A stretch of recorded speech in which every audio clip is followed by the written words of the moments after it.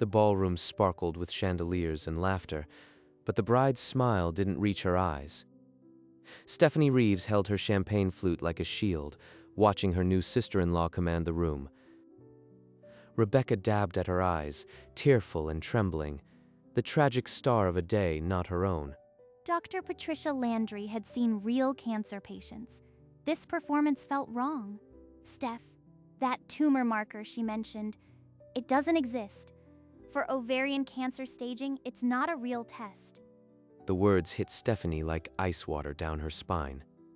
She's lying. At my wedding. She forced her face into a practiced serenity, but her mind was already spiraling backward. 2 weeks earlier, this nightmare had started with a dinner and a shocking announcement. It began as a family dinner turned funeral rehearsal.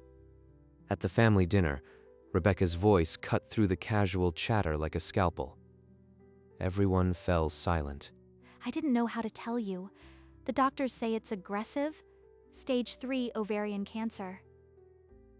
For a heartbeat, the room froze. Then chaos. Charles dropped his napkin. Marilyn covered her mouth. Daniel's face went white. When?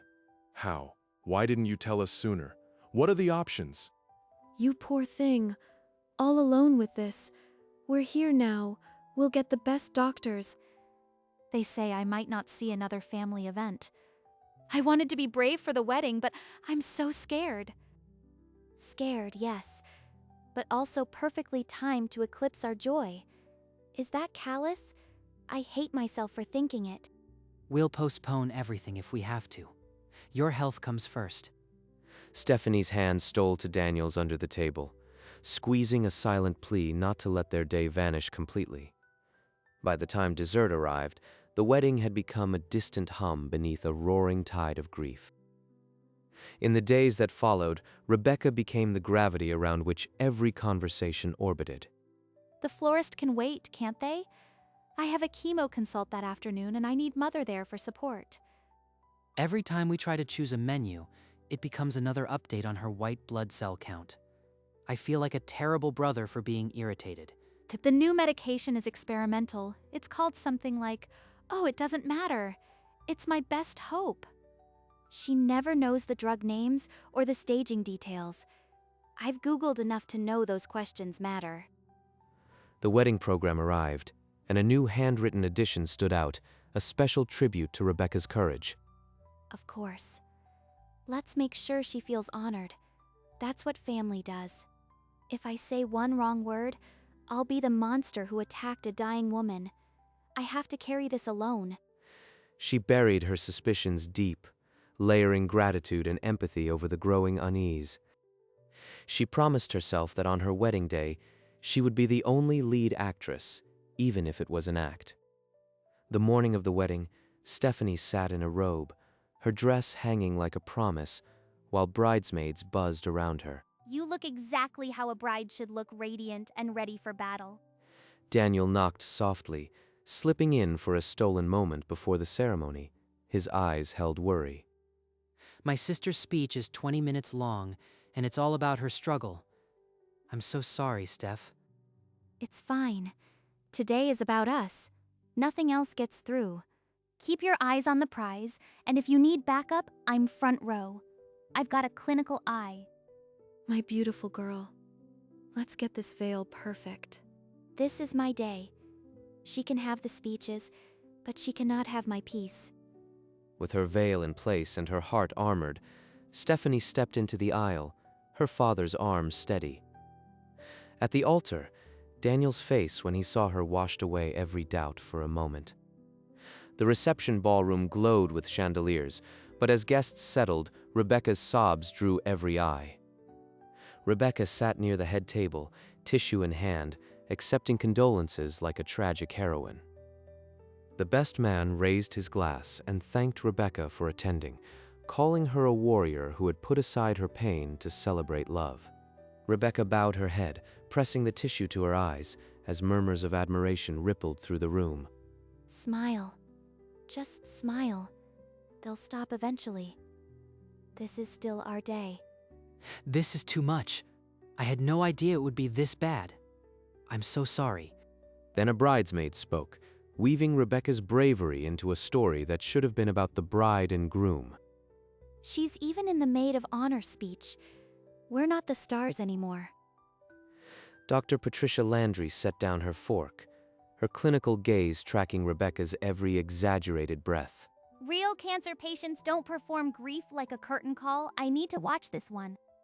An elderly relative clasped Rebecca's hand, asking in a trembling voice about her tumor markers. My CA-125 was normal, but the CA-19-9 was over 1,500. That's when they knew it was stage 3. KA-19-9 for ovarian cancer? That's a pancreatic marker. She's fabricating this. Patricia discreetly opened a clinical oncology reference on her phone, scrolling to the staging section. Not a single guideline mentions KA-19-9 for ovarian diagnosis. She's lying about everything. And the new immunotherapy, it's a trial drug. Very aggressive, but we're hopeful. No specific name. No dosing. She's throwing out medical words like costume jewelry. She knew she had to tell Stephanie, but not now. Not in front of everyone. I'll pull her aside after the speeches. She deserves to know before this fraud ruins her wedding. The speeches droned on, but Patricia's quiet conviction was already the loudest thing in the ballroom. As guests dispersed to the dance floor, Patricia caught Stephanie's arm and drew her into a quiet alcove. That tumor marker Rebecca claimed, CA-19-9, it's a pancreatic cancer indicator. It has no place in an ovarian diagnosis. I knew it. I felt it in my bones, but I couldn't prove it. Now it's real. She's been lying to everyone, to Daniel, to his parents. I want to expose her right now. Confronting her publicly will backfire. She'll play the victim and make you look cruel. We need a controlled setting. She's right. If I lose my cool now, I hand Rebecca the perfect excuse to make me the villain. Let me question her privately off the record, as a concerned doctor. She won't suspect a trap if it's just curiosity. Do it. I'll be outside the door. If she cracks, I want to hear every word. The pact was sealed between them, a silent agreement to dismantle a liar without setting fire to the wedding. Through the ballroom's noise, Patricia located Rebecca and gently suggested a quiet word in a side room. The side room door clicked shut, muffling the ballroom's music. Patricia gestured to the sofa with a warm smile. As a doctor, I'm just fascinated by rare cases.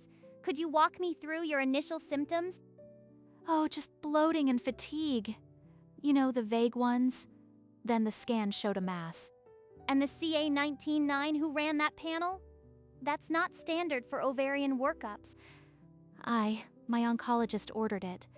It was part of some trial panel. I don't remember the details. Rebecca, I've published in Gynecologic Oncology. There is no trial panel that uses CA-19-9 for ovarian staging. You're not my doctor. Why are you interrogating me at my brother's wedding? This is harassment. Rebecca's voice cracked as she retreated toward the door, but Patricia stepped into her path with the calm of a surgeon. I'm just a guest who's also a doctor. But if your story is true, you would know these things. You don't. Rebecca sank onto the sofa, her face a wreck of smeared mascara and trembling silence, a performance without a script. Patricia held her ground, the silence heavier than a verdict. She had her certainty. Fine. I don't have cancer. I made it up. Are you happy now? Why? Why put everyone through this? Your family? The wedding? Because no one ever looks at me. The wedding was all about her.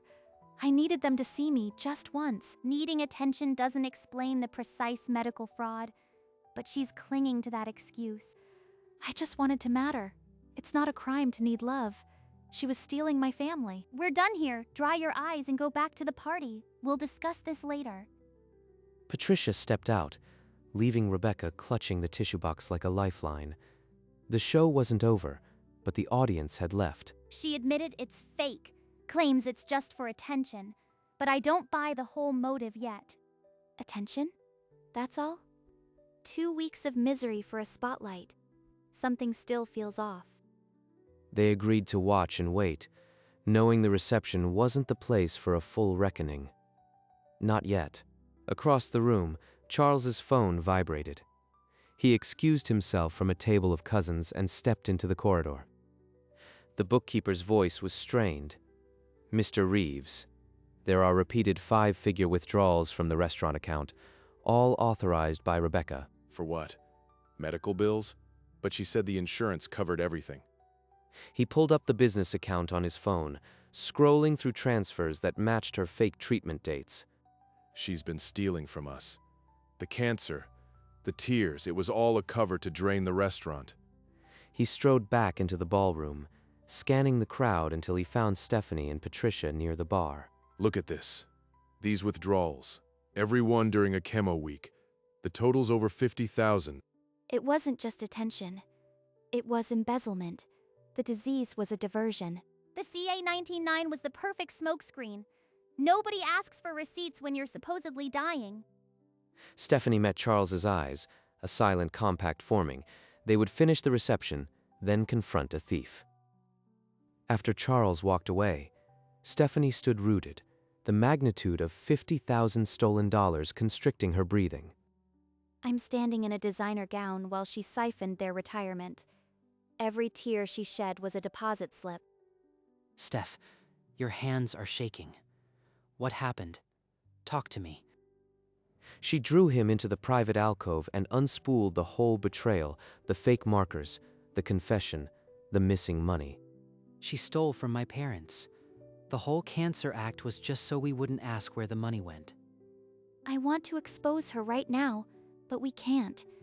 Not until the guests leave and she can't perform her way out. Across the room, Rebecca threw her head back in a laugh, clinking glasses with a distant uncle, utterly unaware. Patricia materialized beside them and pressed a folded note into Stephanie's palm, a clinical summary of every medical impossibility. Stephanie slid the note into her clutch, where the printed bank statement already waited. The envelope was almost complete. Her hand tightened on the clutch, knuckles white, as the urge to expose Rebecca pulsed like a second heartbeat. If you confront her now, you become the villain. Finish your wedding your way. I want her gone, but not at the cost of our night. We'll deal with her after the last guest leaves. Every second I wait, she breathes air she doesn't deserve. But my wedding won't be her stage.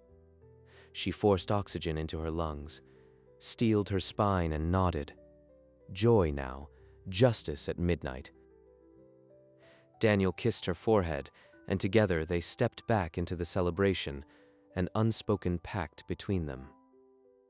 A relative embraced Stephanie, praising her patience with Rebecca's illness. The bride's smile was flawless porcelain. Patience? This is storing kindling for a fire she'll never see coming. For the next hour she danced, she laughed, she beamed, a brilliant performance with an envelope of ruin hidden close.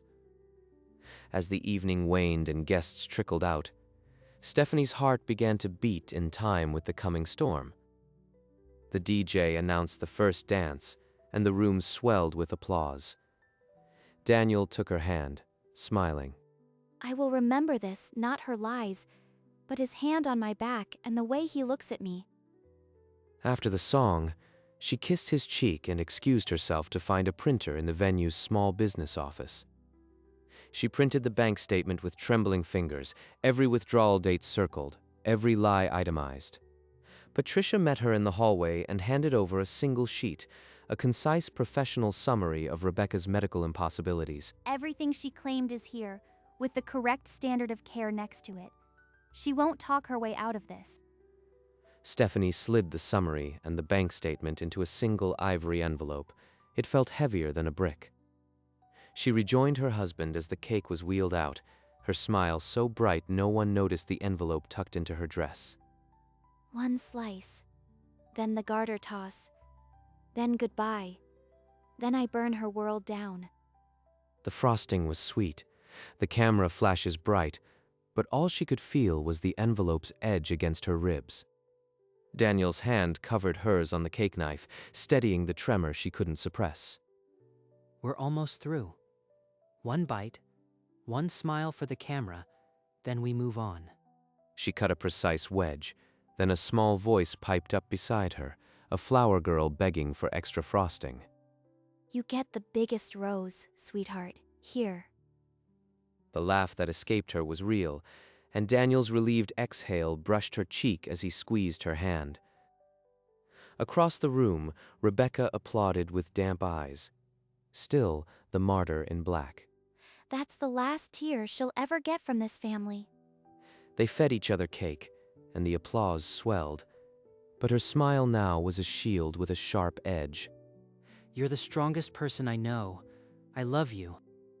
The garter toss came and went, and the crowd began thinning. The end was near. Rebecca drifted between tables, dispensing brave smiles, accepting sympathy like a queen accepting tribute. Thank you. Truly. I didn't think I'd make it here. Every moment is borrowed. Stephanie watched from across the room, her champagne untouched, the bubbles a silent countdown. She's milking it to the last second. Fine. Let her have these minutes.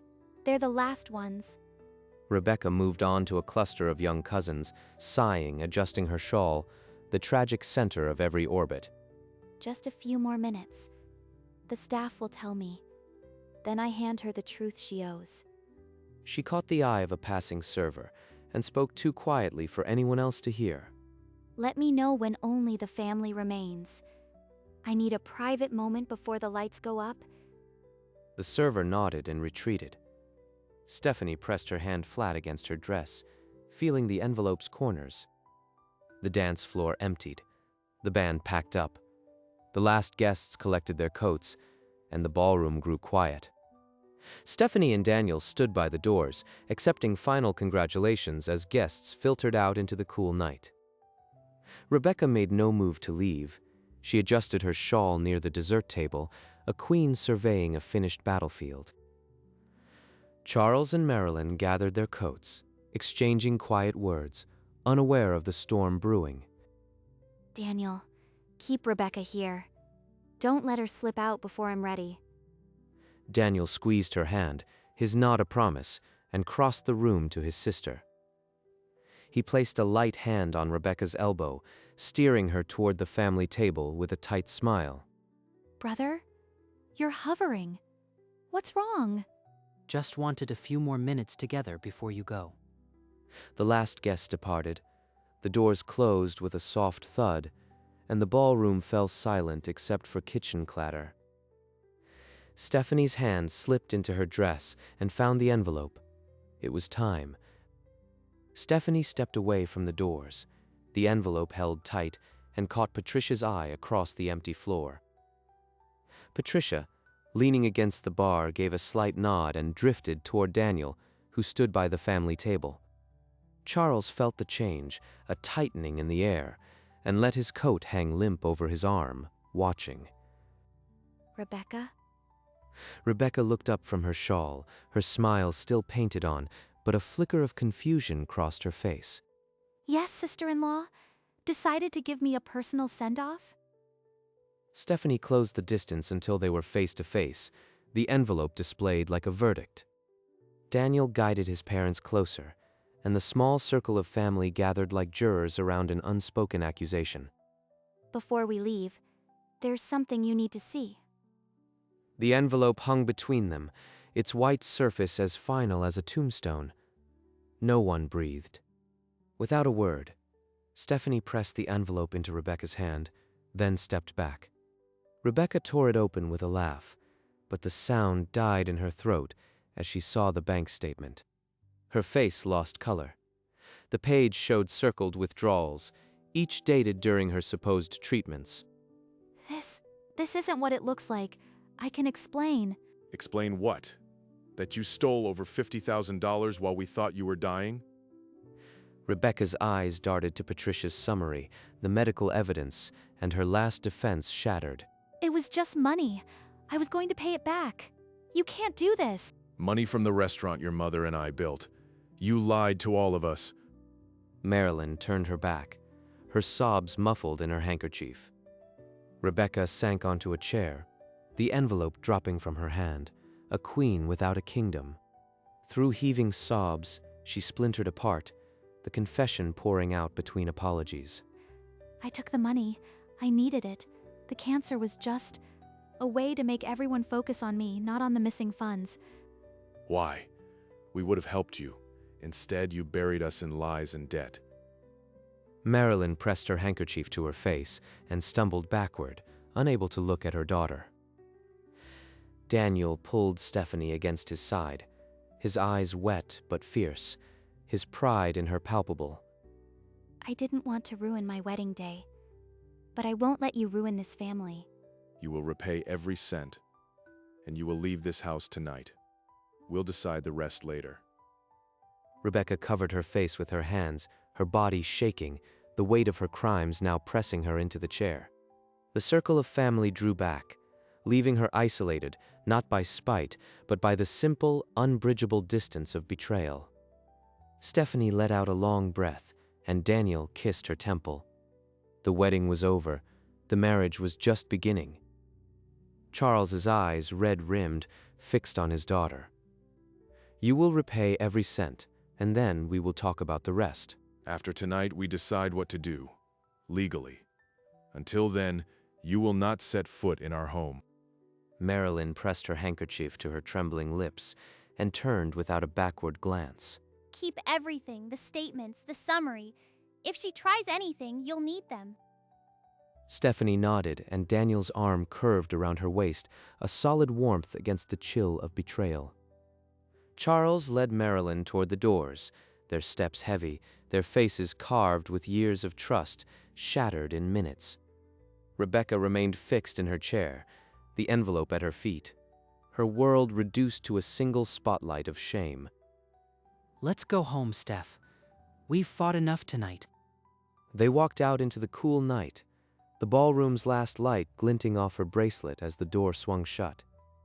Inside, the ballroom fell silent except for the soft scrape of kitchen staff and a single woman sobbing into her hands.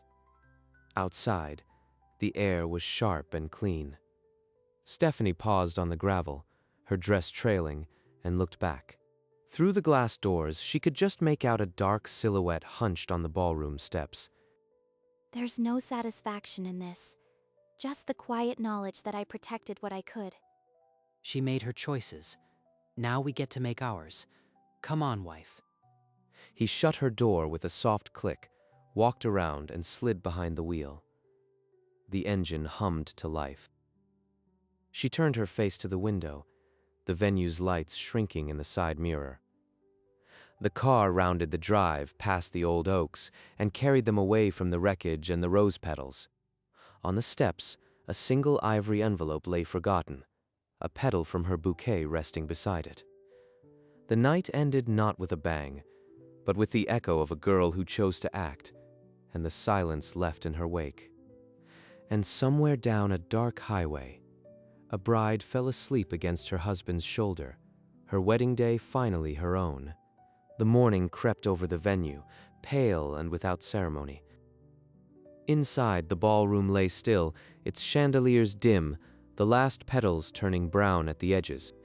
A single rose petal rested on the granite steps, already forgotten, already part of yesterday. No one cried on the steps now. The performance had left the stage. Miles away, a car hummed through pre-dawn fog, carrying two people who had chosen each other over the wreckage. She did not win. She did not lose. She simply refused to let the lie define her wedding day.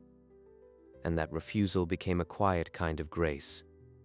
The road unwound before them, and the past receded in the rearview mirror. At the venue, the staff cleared tables and stacked chairs, erasing the evidence of celebration and betrayal. But somewhere, a bride slept peacefully, her hand in his, holding on to the day that was finally hers.